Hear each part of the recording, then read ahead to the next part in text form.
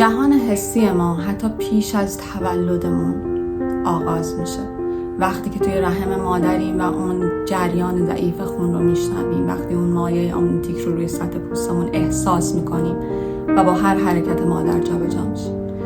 کسایی که تجربه تروما داشتن برای محافظت از خودشون در مقابل یک وحشت بی انتها طولانی مدت یک بخش و نواحی از مغز رو غیر فعال میکنن و این یک کار غیر ارادیه و باعث میشه ما تمامی احساساتمون رو با هم از دست بدیم.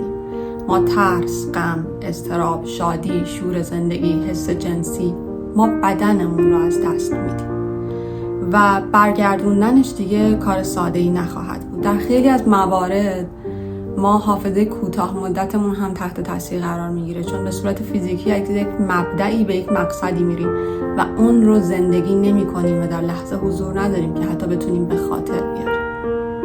اینها یک بخش خیلی خیلی کوچیک از تأثیر تروما توی زندگی روزمره